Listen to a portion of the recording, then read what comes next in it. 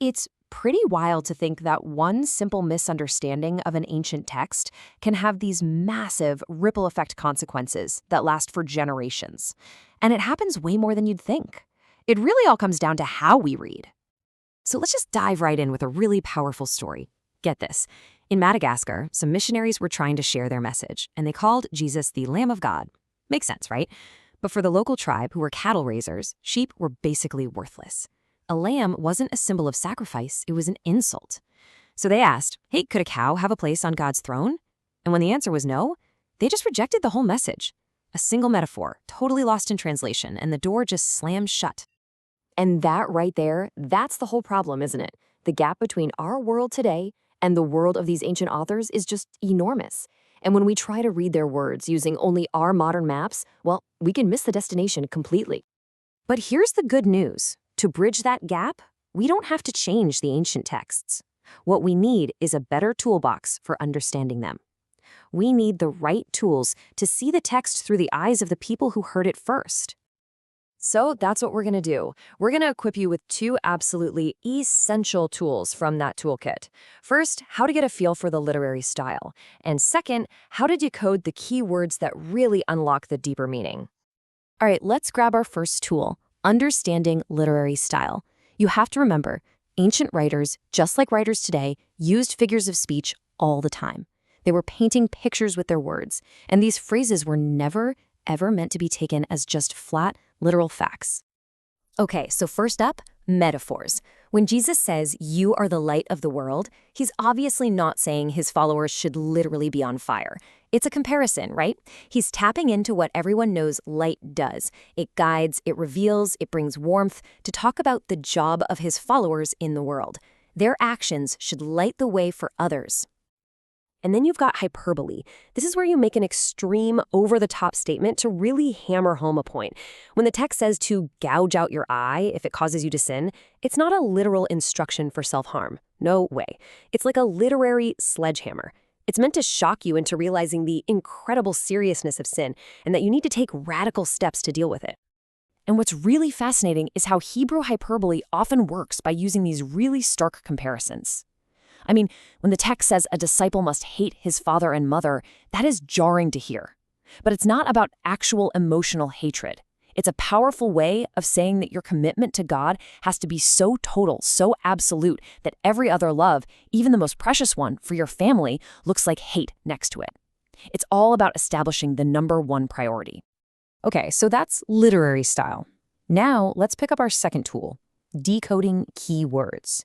See, some words in these ancient texts aren't just words. They're like little suitcases packed with layers of cultural and theological meaning that are super easy for us to just walk right past.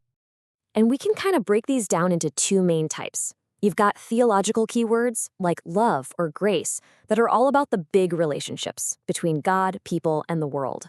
And then you have historical keywords, like covenant or circumcision, which are tied to very specific events and customs in history.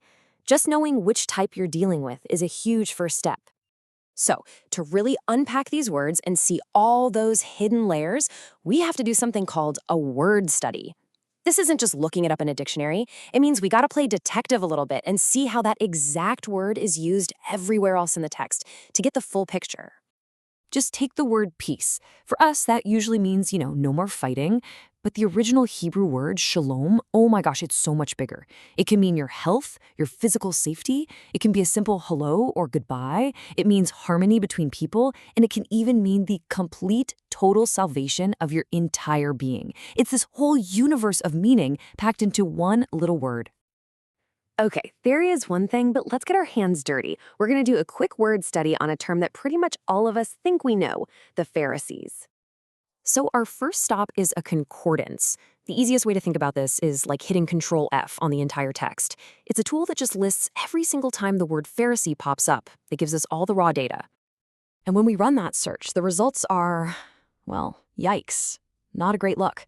We see them linked with hypocrisy, being called a generation of vipers, and pretty much held up as the gold standard for what not to be. If you stopped right there, you'd think they were just the bad guys. End of story. But is it? Is that the whole story?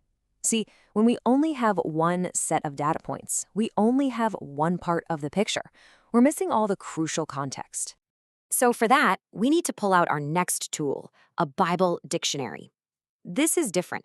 It doesn't just list verses. It gives us the historical and cultural background that the original audience would have just known, instinctively. And boom, suddenly the picture gets way more complicated. Their name actually meant the separated ones, because they were passionately trying to resist blending in with the pagan Greek culture all around them.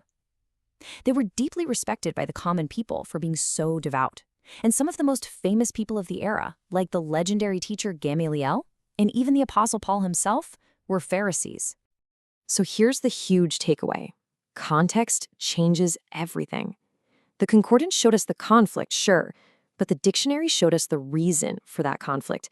Jesus wasn't mad at them for being devout. He was challenging how their ideals had soured into hypocrisy. And seeing that whole picture, well, it's so much more powerful and, frankly, a lot more tragic.